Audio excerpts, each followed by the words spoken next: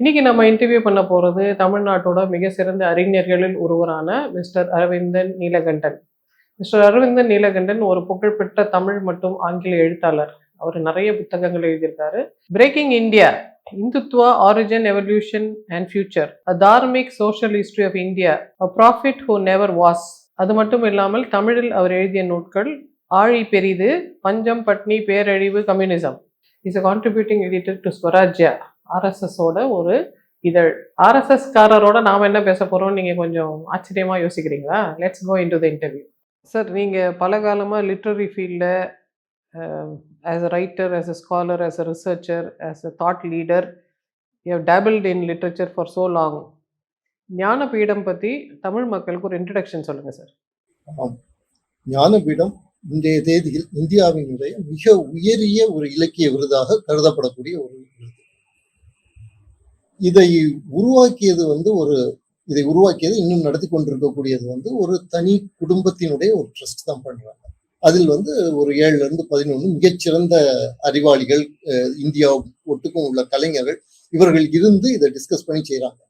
இதை ஒரு தனிப்பட்ட குடும்பத்தினுடைய ட்ரஸ்டாக இருந்தாலும் இதற்கு ஒரு அரசாங்க வேலிடிட்டி இருக்குது. ஏன்னா இதை கொடுக்கக்கூடியது ராஷ்டிரபதி, கொடுக்கக்கூடியது ஜனாதிபதி கொடுக்குறாங்க.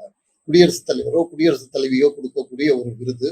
தொடக்க காலத்திலிருந்து ராஜேந்திர பிரசாத் காலத்திலிருந்து அந்த மாதிரி இது நடந்துட்டு இருக்குது. அப்படிங்கிறதுனால இதற்கு ஒரு உயரிய ஒரு ஏற்பு இருக்குது. இது ஒரு தனிப்பட்ட ட்ரஸ்டினுடைய விருதாக இருந்தாலும் கூட இது இந்தியாவினுடைய ஒரு தேசிய விருதுக்கான ஒரு மரியாதையும் மதிப்பும் அதற்கு இருக்கு. ஆகவே இந்த விருது அதனுடைய பரிசு தொகையால் அல்ல, அதனுடைய மாண்பு நிர்ணயிக்கப்படுவது. அது இந்தியா விடுதலையாகி வரும் பொழுது இந்தியாவினுடைய அனைத்து மொழிகளுக்கும் கொடுக்கப்படக்கூடிய ஒரு விருதாக இதை உருவாக்குறதுனாலே அது ஒரு உயர்ந்த ஒரு விருதாக மாறிவிடுகிறது. அதற்கு பிறகு இந்த விருதுக்கே உரிய எல்லா விருதுகளுக்குமே உரிய சர்ச்சைகள், இவருக்கு கொடுக்கலாமா, இவருக்கு கொடுக்கக்கூடாதா, இந்த மாதிரிப்பட்ட சர்ச்சைகள், இவர் உண்மையிலேயே நல்ல இலக்கியம் படைத்தவர் தானா, அப்படிங்கக்கூடிய சர்ச்சைகள் வந்துகிட்டே இருக்கு. உதாரணமா அகிலனுக்கு கொடுத்த போது அவர் ஒரு வணிக எழுத்தாளர், அவர் ஒரு தீவிரமான ஒரு இலக்கிய எழுத்தாளர் அல்ல அப்படின்ட்டு சொல்லி பல இலக்கிய எழுத்தாளர்கள் என்று தங்களை கருதுபவர்கள் அதற்கு எதிர்ப்பு தெரிவித்தார்கள். ஜெயகாந்தனுக்கு கொடுத்த போது தமிழ்நாடே அதை கொண்டாடியது. ஆகவே இந்த விருது கொடுக்கப்படும் பொழுதெல்லாம் கான்ட்ரவர்சி வரும். ஆனா அந்த கான்ட்ரவர்சி இலக்கியத்தினுடைய அடிப்படையிலான சர்ச்சைகளாக இதுவரைக்கும் அமைந்திருக்கு. இப்ப அமைந்திருக்க கான்ட்ரவர்சி எதன் அடிப்படையில் அமைந்திருக்குதா நீங்க கருதுறீங்க? 2 விதத்துல இந்த கான்ட்ரவர்சி அமைந்திருக்கு. ஒன்று, இலக்கிய அடிப்படையில் இவருக்கு கொடுக்கப்படக்கூடாது அப்படிங்கக்கூடிய இதை தேர்ந்தெடுத்த தவறு அப்படிங்கக்கூடிய ஒரு முடிவு. இன்னொன்று, இவரினுடைய ஒழுக்கம் சார்ந்து, இவருடைய சமுதாய ஒழுக்கம் சார்ந்து, சமுதாயத்தில் இவர் குறித்து எழுந்திருக்கக்கூடிய குற்றச்சாட்டுகள் சார்ந்து ஒரு பிரச்சனை உண்டு. இந்த 2 விதத்திலையுமே இவர் நெகட்டிவாக ஒரு நம்ம ஒன்னொன்னா கருதலாம் சார். நீங்க ஒரு ரொம்ப அக்ளைம்டு ரைட்டர்ன்ற அந்த கண்ணோட்டத்திலிருந்து நீங்க இதை எவாலுவேட் பண்றதா இருந்தா மிஸ்டர் வைரமுத்துவோட லிட்டரரி ஜேர்னியை நீங்க எப்படி எவாலுவேட் பண்ணுவீங்க? வைரமுத்துவினுடைய லிட்டரரி ஜேர்னி அப்படிங்கக்கூடியது ஒரு முழுக்க கமர்ஷியலான ஒன்று கமர்ஷியல், இன்னொன்று மயக்கக்கூடிய சொற்களை கொண்ட ஒரு மேலோட்டமான ஒரு விஷயம்தான்.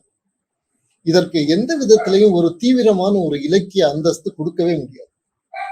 இது ஒரு எக்ஸாம்பிள் சொல்றேன். ஒரு ஃபேஷன் டிசைனர் ஒருத்தர் இருக்கார், கிரியேட்டிவா ஒரு ஃபேஷன் டிசைனர் ஒருத்தர் இருக்கார். இன்னொருத்தர் இருக்கிறார், ஆயத்த ஆடைகள் செய்யக்கூடிய ஒருத்தர்.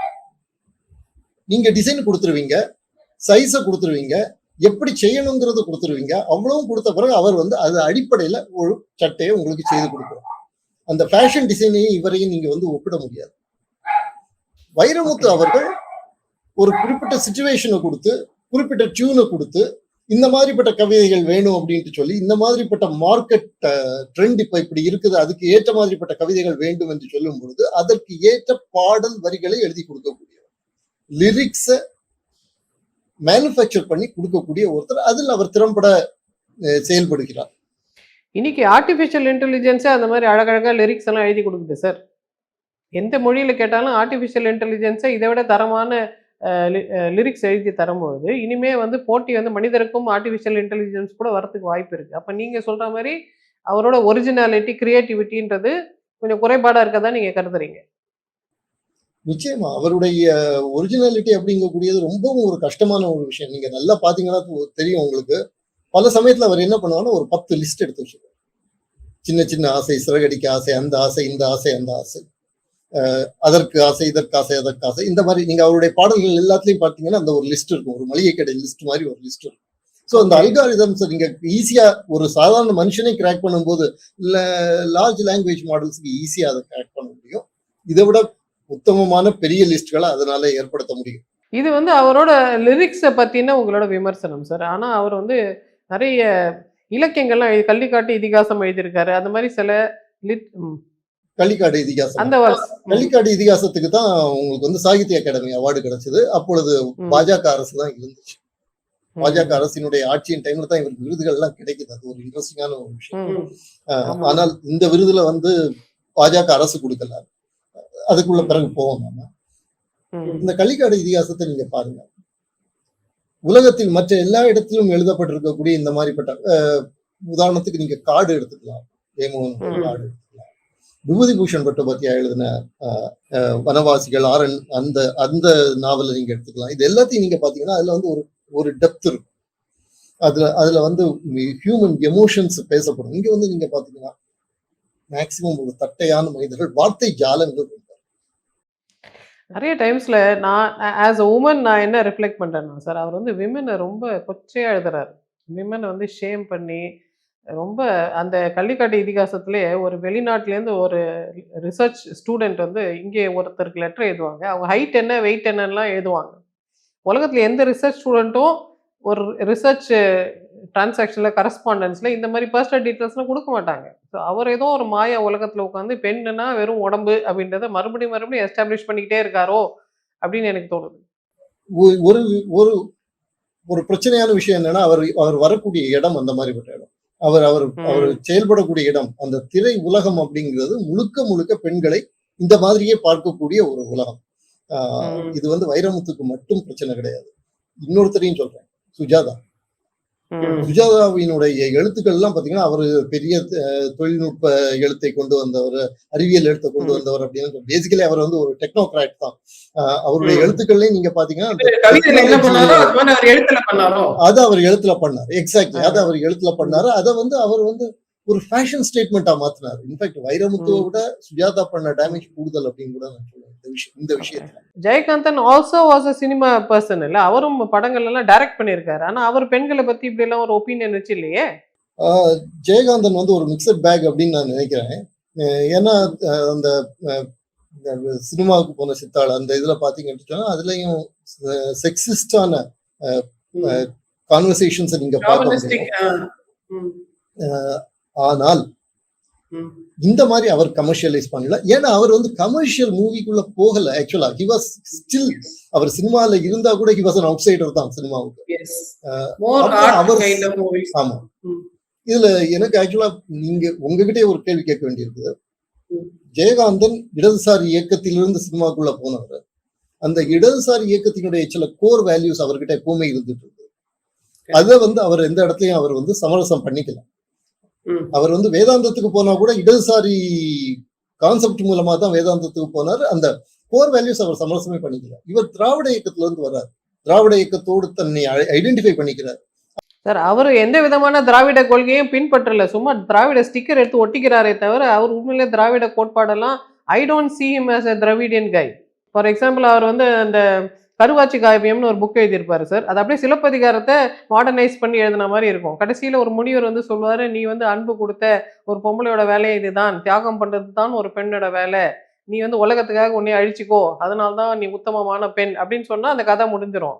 What are you trying to say after so many years? மறுபடியும் ஒரு சீதை மாதிரி ஒரு கண்ணகி மாதிரி கருவாச்சியும் போய் காவியம் ஆகணுமா? அப்ப this is not a feminist point of view or a humanist point of view for that matter. அதனால இலக்கிய ரீதியாக அவருடைய இடம் வந்து பெரிய இடம் கிடையாது. நிச்சயமா பெரிய இடம் கிடையாது. அடுத்தது ஒழுக்கம். விஜயனுடைய தனி மனித வாழ்க்கை வந்து இன்னைக்கு பெரிய ஒரு கேள்விக்குறியாக மாறி இருக்குது. ஆனா he is not considered as a predator. இவரை பத்தி இருக்கக்கூடிய அத்தனை அக்யூசேஷன்ஸ் அண்ட் அலிகேஷன்ஸ் வந்து that is a repeat offender, is a predator அப்படிங்கக்கூடியது. ஒரு தப்பான ஒரு விஷயத்தை நான் இப்ப பண்றேன். அவருக்கு வந்து ஒரு பெனிஃபிட் ஆஃப் டவுட் கொடுக்குறேன். அவர் வந்து உத்தமமான மனுஷன், இந்த சின்மயி மாதிரிப்பட்டவங்க எல்லாம் சேர்ந்து ஒரு பெரிய ஒரு கான்ஸ்பிரசி இவரை இல்லாம ஆக்குறதுக்கு அப்படின்ட்டு சொல்லி இவங்க எல்லாம் பண்றாங்க அப்படின்னு வச்சுப்போம். இவர் என்ன செய்திருக்கணும் அப்படின்னா, இல்ல இந்த அரசாங்கம் என்ன பண்ணிருக்கணும் அப்படின்னா, ஒரு இண்டிபெண்டன்ட் கமிஷனை போட்டு அந்த கமிஷனின் மூலமாக இந்த கம்ப்ளீட்டா அனலைஸ் பண்ணி இவர் இதை பத்தின ஒரு ரிப்போர்ட்டை அவங்க ப்ரொடியூஸ் பண்ணியிருக்கணும் நேரத்துக்கு. அதை இவங்க பண்ணல. இவர் பண்றதுக்கான ஒரு எஃபர்ட்டை கூட இவர் பக்கத்துல இருந்து அவர் எடுக்க, மத்தவங்க அவங்க அவரை அக்யூஸ் பண்ணவங்க they were ready to do that. Chinmayi மாதிரிப்பட்ட ஒருத்தவங்க வந்து she almost destroyed her career. இன்னைக்கு பார்க்கும்போது அந்த அம்மா வந்து ரஜினிகாந்த், கமல்ஹாசன் மாதிரிப்பட்ட பெரிய ஜெயன்ஸ் எதிர்த்து she is able to talk and she knows that this career wise this is suicide. ஆனா அவங்க பண்றாங்க. அந்த ஒரு தார்மீக இது இருக்கு. அதே மாதிரி TM Krishna, even TM Krishna வந்து வலதுசாரி வட்டங்கள்ல அவர் திமுகவுக்கு ரொம்ப க்ளோஸ், திமுகவினுடைய சொம்புன்னு எல்லாம் கூட சொல்லுவாங்க. ஆனா TM Krishna take principle stand. So இவங்க எல்லாருமே அதாவது அவரை எதிர்க்கக்கூடியவர்கள் அவர்களிடம் எந்த விதமான அதிகார பலமும் இல்லாமல் தார்மீகமாக மட்டும் எதிர்க்கிறார்கள். அதுதான் அவங்கள வந்து அவங்க சொல்ற உண்மைன்னு சொல்லக்கூடிய ஒரு பாயிண்டாக இருக்குது. சரி, மிக சரி சார். ஏன்னா உண்மையை பேசுறவங்க தன் பக்கம் எதுவும் அதிகாரத்தை வச்சுக்கிட்டு பேசணும். உண்மையே ஒரு பெரிய அதிகாரம் இல்லையா? அவங்க உண்மை பக்கம் தான் நிக்கிறாங்கன்றதே அது புலப்படுது. பட் இப்போ இவருக்கு இந்த ஞானபீட விருதை கொடுத்ததை எதிர்த்து நிறைய ஆட்கள் பேச ஆரம்பிச்சிருக்காங்க. அதுல மிக வலிமையான குரல் வந்து திரு ஜெயமோகன் அவருடைய குரல். அதை பத்தி உங்க கருத்து என்ன? நான் இதை பத்தி எழுதியிருக்கும் போது ஒண்ணு சொன்னேன். இன்னைக்கு டேட்டுக்கு யாருக்காவது ஞானபீட அவார்டு தமிழ்நாட்டில் கொடுக்க வேண்டும் என்று சொன்னா அதுக்கு மிகச்சரியான மனிதராக இருப்பவர் ஜெயமோகன் தான் அப்படின்னு. இவ்வளவுக்கு எனக்கும் ஜெயமோகனுக்கும் தனிப்பட்ட முறையில் ஒட்டுறவு கூட கிடையாது, எதிர்ப்பு உண்டு, கடுமையான எதிர்ப்பு உண்டு. ஆனா அவர் தான் இன்றைக்கு தேதிக்கு மிகவும் தகுதியான மனிதர் அப்படின்ற. ஜெயமோகன் போலவே இன்னொருத்தங்களையும் சொல்லலாம், அம்பை சொல்லலாம், எஸ் ராமகிருஷ்ணன் சொல்லலாம், சோதர்மன் சொல்லலாம். இவங்க எல்லாருமே வந்து நல்ல பங்களிப்பு. ஜெயமோகனுடைய பங்களிப்பு வந்து ஒரு அசுரத்தனமான ஒரு பங்களிப்பு அவருடையது. ஆகவே அவர் அவர் அவர் இந்த கேள்வியை நீங்க என்னை நோக்கி கேட்கல. பட் இருந்தாலும் எனக்கும் சொல்ல வேண்டிய கடமை இருக்குன்றதுனால சொல்றேன். இப்ப சில சமயத்துல ஜெயமோகன் வந்து பெரியாரை எதிர்த்து பேசியிருக்காரு. பெரியார் வந்து வந்தாரா வரலையா, போனாரா போகலையான்றதை பத்தி சில சர்ச்சைகள் சொல்லியிருக்காரு. ஆனால் உண்மையிலேயே பெரியார் எந்த அளவுக்கு பெண்களுக்காக போராடினாரோ அதே அளவுக்கு ஜெயமோகன் அவரோட எழுத்துக்கள் மூலமா பெண்கள் பக்கம் தொடர்ந்து நின்றுகிட்டே இருக்காரு. அவர் வந்து ஃபேக் ஃபெமினிசம் எல்லாம் கூட பேசல. ஆத்மார்த்தமா அவர் ஃபெமினிசம் பேசுறாரு, பெண்கள் பக்கம் நிற்கிறாரு. பிரச்சனைகள் வரும்போது அதுல என்ன தர்மமோ அதுபடிதான் அவர் பேசுறாரு, எழுதுறாருன்றப்போ நீங்க சில கோட்பாடுகள் சொன்னீங்க இல்லையா? அந்த எழுத்தின் கணம், அதுல இருக்கிற மல்டி லேயர்ட் அப்ரோச், அதுல இருக்கிற டெப்த், அதுல இருக்கிற அந்த ஐடியாஸ், அதுல இருக்கிற அந்த அறம், எல்லா விதத்திலையும் ஜெயமோகன் சிறப்பான எழுத்தாளர் தான். பட் இருந்தாலும் அவருக்கு லாபி பண்ண தெரியலையோ? அது இல்ல, அவருக்கு வந்து தெளிவாகவே நன்றாகவே லாபி பண்ண தெரியும். இது என்னுடைய தனிப்பட்ட அபிப்பிராயம். அவருக்கு நன்றாக லாபி பண்ண தெரியும் அப்படிங்கக்கூடியது. ஆனா அவருக்கு வந்து அந்த லாபி பண்றத லாபி பண்ணாத மாதிரியே லாபி பண்றதுக்கு அவருக்கு தெரியும். He will do it in a very more sophisticated manner than Vairamuthu. ஆனால் இதுல இன்னொன்னு சொல்லணும், இது வந்து எனக்கு கிடைக்கல, வைரமுத்து கிடைச்சிருச்சு அப்படிங்கிற வயத்திரிச்சல்ல ஜெயமோகன் பேசல. அவர் தெளிவாகவே இது வந்து தமிழுக்கு செய்யப்பட்ட ஒரு அவமானம். அதாவது தமிழினுடைய மிகச்சிறந்த இந்த தலைமுறையின் எழுத்தாளர் அப்படின்னா உங்களுக்கு வைரமுத்து தாண்டா அப்படின்னு சொல்லக்கூடிய ஒரு இடத்துல நம்மளை கொண்டு போய் வைக்கிறாங்க. ஆமா, இது தமிழுக்கு நடந்த மிக கேவலம் தான். இதை தவிர சிறந்த எழுத்தாளர் இல்லைன்றது அப்படி சொல்றதே தமிழுக்கு இழுக்குதான். ஆமா ஆமா. இதுல இன்னும் ஒரு ஒரு ஒரு விஷயம் நடந்ததுன்னா சிறப்பாக இருக்கும். அந்த ONV குரூப் அவார்டு இருக்கு இல்லையா, அது வந்து அனௌன்ஸ் பண்ணாங்க 2021 மே மாசம்னு நினைக்கிறேன். 25 26 அனௌன்ஸ் பண்ணாங்க. 27 சின்மயி, அஞ்சலி மேனன் இவங்க எல்லாம் ட்வீட் போட்டாங்க இது தப்பு அப்படின்னு சொல்லி. அடுத்த நாளைக்கு அதை ரிவ்யூ பண்ண ஆரம்பிச்சிட்டோம். அடுத்த நாளைக்கு வி ஆர் ரிவ்யூவிங் இட்டுனாங்க. வைரமுத்து உடனே வந்து நானே அதை திருப்பி கொடுத்துட்றேன்.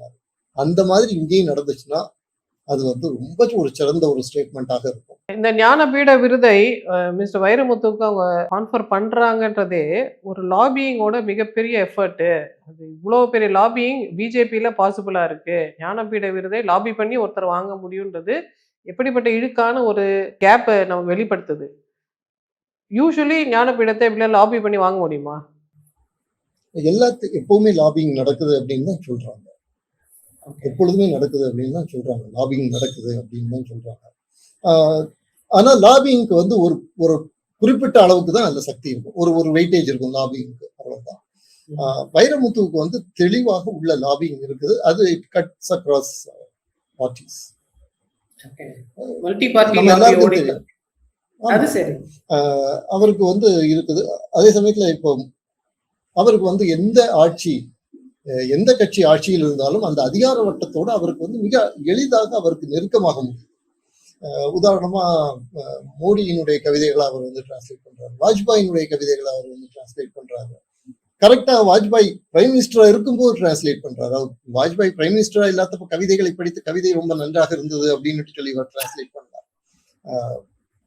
பிரைம் மினிஸ்டரா இருக்காருன்றதுனால டிரான்ஸ்லேட் பண்றாரு. அப்போ ஒரு லாபி இல்லாம அது நடக்காது நிச்சயம். சோ அப்போ இந்த மாதிரி அரசை இப்போ புகழ் பாடி கவிதை வாசிக்கிறவங்கன்னா அவங்களுக்கு வேணா ஒரு பொற்கிடையை வேணா கொடுக்கலாம், ஞானபீடம் கொடுக்க முடியாதுல்ல? நிச்சயமா ஞானபீடம். இது ஜனநாயகம் இல்லையா? அப்ப நம்மளோட ஒப்பீனியன்ஸ் கேட்காம சும்மா லாபி பண்ணவங்களுக்கு எல்லாம் அவங்க பரிசு கொடுக்க கூடாது தானே? பட் ஆல்டர்னேட்டிவ்லி இன்னொரு ஆல்டர்னேட்டிவ் லிட்டரரி அவார்டை மிஸ்டர் ஜெயமோகன் இன்ஸ்டிடியூட் பண்ணியிருக்காருல்ல, வாழும் தமிழர் விருது. அதை பத்தி உங்க கருத்து என்ன சார்? அவர் எப்பவுமே இதைத்தான் பண்ணுவாரு. அவர் வந்து என்ன பண்றாரு அப்படின்னா, ரொம்ப அதாவது ஜெயமோகனை நான் ஒரு தொலைவில் இருந்து தொடர்ந்து நான் வந்து அவரை கவனிச்சுட்டு வந்திருக்கிறேன். ஓகே, அதாவது அவர் வந்து RSS இதழான விஜயபாரதி எழுத ஆரம்பிச்சது 1984-85. அப்ப ஜெயன் அப்படிங்கக்கூடிய பேர்ல எழுதுவாரு. அப்ப இருந்து நான் வந்து அவருடைய எழுத்துக்களை பார்த்துட்டு அவருடைய ஒரு விஷயம் என்ன அப்படின்னா, அவருக்கு சாகித்ய அகாடமி கொடுக்கல. யார் சாகித்ய அகாடமி அவருக்கு கொடுக்கப்படாமல் இருந்ததற்கு காரணம் அங்கு உள்ளுக்கு இருந்த ஒரு மேம்போக்கான இடதுசாரி பார்வை. இவர் RSS எல்லாம் விட்டுட்டு வந்துட்டாரு. RSSக்கு எதிரான ஒரு வேர்ல்டு வியூ தான் அவருக்கு இருந்தது. ஆனா இவர் எப்பவும் RSSல இருந்தார் அப்படிங்கிறதுக்காக வேண்டி இவர் எழுதுறது எல்லாத்தையும் இவர் சங்கி இவர் RSS அப்படின்ட்டு பேசிட்டு இருந்தார். அப்ப இவர் என்ன பண்றாரு, நீங்க இப்படி ஒரு விருது வச்சிருக்கீங்களா, நான் ஒரு விருது நான் இன்ஸ்டிடியூட் பண்ணுவேன், அது பெருசாகும் அப்படின்ட்டு இந்த விஷ்ணுபுரம் விருதை உருவாக்குறாரு. ஸோ எப்பவுமே அவர் இதைத்தான் பண்றாரு. நீ எனக்கு மறுப்பை அப்படின்ட்டு சொன்னா நான் வந்து அதை விட பெருசாக்கும். ஆனா இந்த இடத்துல அவர் என்ன பண்ணியிருக்கிறார் அப்படின்னா, நீ எனக்கு மறுக்கல, ஒட்டுமொத்தமா தமிழை வந்து அவமானப்படுத்தி இருக்கிறார். ஆகவே தமிழுக்கு நான் ஒரு பெரிய ஒரு விருதை நான் ஏற்படுத்தும், அந்த விருது இதை விட பெரிய ஒரு விருதாக இருக்கும், இதை விட மதிப்பு கூடியதாக இருக்கும் அப்படின்னு நினைச்சு அவர் அதை உருவாக்குறாரு. இவ்வளவு பெரிய ஒரு விருதை வந்து ஒரு தனி மனிதன் உருவாக்கி இருக்கிறாரு, இல்ல அவரை சார்ந்தவர்கள் உருவாக்கி இருக்கிறாங்கிறது உண்மையிலே பிரமிக்கத்தக்க ஒரு விஷயம். ஒரு வாழ்நாள் சாதனை அப்படின்னு தான் சொல்லணும். இது ஒரு பண்பாட்டு சாதனையாக மாறுமா, அப்படிப்பட்ட ஒரு இயக்கமாக இது மாறுமா அப்படிங்கறத நம்ம பொறுத்து தான். அது காலம் தானே அதற்கு பதில் சொல்லும். ஞானபீடமே ஒரு ஃபேமிலி ட்ரஸ்டா இருக்கும் பொழுது வாழும் தமிழர்ன்றது இன்னொரு ஃபேமிலி ட்ரஸ்டா இருக்க வாய்ப்பு இருக்குதான். பட் இன் ஃபியூச்சர் இந்த மாதிரி ஞானபீடங்கள்ல இந்த மாதிரி கான்ஃப்ளிக்ட் வரக்கூடாது, ஞானபீடமாவே அது இருக்கணும், ஞானபீடைகளுக்கு அது கொடுக்கக்கூடாதுன்னா அவங்களுக்கு என்ன கைட்லைன்ஸ் நீங்க சொல்வீங்க as a senior, as a person who is very familiar with all these things? உங்களோட கைட்லைன்ஸ் என்ன? லிட்ரேச்சர்ல உள்ள பிரச்சனையான விஷயம் என்ன அப்படின்னு சொன்னா, இதனுடைய ஜட்ஜிங் அப்படிங்கக்கூடியது முழுக்க அகவைய மதிப்பீடுகள் சார்ந்தது. வெங்கட் சாமிநாதன் ஒரு விஷயம் சொல்வார். அதாவது இவர் MF ஹுசைன் சொன்னதாக ஒரு விஷயம் சொல்லுவார். உங்களுடைய பெயிண்டிங்கினுடைய மதிப்பு என்னன்னு அவர்கிட்ட கேட்கிறாங்க. அப்ப அவர் சொல்றாரு, உங்களுக்கு பிடித்திருந்ததுன்னா இதுக்கு விலை மதிப்பே கிடையாது, உங்களுக்கு பிடிக்கலன்னா இது ஒரு காசு கூட பெறாது, அதுதான் அதனுடைய மதிப்பு அப்படிங்கிறார். இதுதான் இலக்கியத்துக்கு. இலக்கியம் ஒரு நல்ல இலக்கியமா அப்படிங்கக்கூடியது அகமதிப்பீடுகள் சார்ந்தது அப்படிங்கிறதுனால இதை வச்சு பலரும் விளையாடலாம். ஆனால் அதை தாண்டி சில யூனிவர்சல் வேல்யூஸ் இருக்கு. அந்த யூனிவர்சல் வேல்யூஸ் உள்ள ஒரு பாடி என்னைக்குமே இருக்கணும், அது இண்டிபெண்டா இருக்கணும். அது பக்கத்துல கூட பொலிட்டிக்கல் லாபி வர்றதுக்கு அலோவ் பண்ணக்கூடாது அப்படிங்கிற மாதிரி இருக்கணும். ஒண்ணு. ரெண்டாவது, அதுக்கு அந்த விருதை வாங்கக்கூடியவர் மீது எந்த விதமான மாரல் ப்ராப்ளம்ஸ் இருக்கக்கூடாது, எத்திக்கல் ப்ராப்ளம்ஸ் இருக்கக்கூடாது, ஹியூமனிஸ்டிக் ப்ராப்ளம்ஸ் இருக்கக்கூடாது. இதுல வந்து இதை இண்டிபெண்டா 2 குரூப் வந்து டிசைட் பண்ணணும் அப்படின்னு நான் நினைக்கிறேன். இதை பத்தி ஒரு சர்ச்சை இருக்குல்ல, நீ வந்து ஒர்க்கை மட்டும் லிட்ரேச்சரை பாருங்க, அந்த ரைட்டர் எப்படிப்பட்டவர் அவரோட ஒழுக்கங்களை பத்தி பார்க்காதீங்க, the worst man also can produce greatest poetry or literature அப்படின்ற மாதிரி ஒரு சால்ஜாப் ஒன்று இருக்குல்ல, அதை பத்தி நீங்க என்ன நினைக்கிறீங்க? இல்லைங்க, லிட்ரேச்சரை பொறுத்த வரைக்கும் சம்ஹவ் மற்ற இப்போ உதாரணத்துக்கு நீங்க வந்து பாட்டு பாடக்கூடிய ஒருத்தர் வந்து தனி மனித வாழ்க்கையில மோசமா இருந்தார் அப்படின்னு சொன்னா பிரச்சனை இல்லை. டான்ஸ் ஆடக்கூடிய ஒருத்தர் தனி மனித வாழ்க்கையில மோசமா இருந்தாருன்னா பிரச்சனை இல்லை. எழுதக்கூடியவரை பொறுத்த வரைக்கும் எழுத்தும் வாழ்க்கை மதிப்பீடுகளும் சேர்ந்து இருக்கணும் அப்படிங்கிறது ஒண்ணு. ரெண்டாவது, இது தனி மனித பலவீனமும் ஒழுக்கக்கேடு மட்டுமல்ல, அதை தாண்டி நடக்கக்கூடியது வந்து ஒரு பிரிடேட்டரி ஆக்டிவிட்டி, ஒரு கிரிமினல் ஆக்டிவிட்டி. அது ஒரு கிரிமினல் ஆக்டிவிட்டின்றதை யாரும் பதிக்க மாட்டேன்றாங்க. It's a criminal behavior. அந்த குற்றச்செயல் புரிந்தவருக்கு இந்த விருது அந்த குற்றச்செயலை செய்வதற்கான அதிக அங்கீகாரத்தையும் பலத்தையும் அளிக்கக்கூடியதாக மாறும். ஒண்ணு. ரெண்டாவது, நாளைக்கு இது வந்து இந்த குற்றச்செயல் செய்வது தவறு அல்ல, இதை நம்ம தாண்டி போக முடியும் அப்படிங்கக்கூடிய ஒரு தைரியத்தை இது கொடுக்கும். இது சமுதாயம் அடுத்த தலைமுறைக்கும் இது தரும்.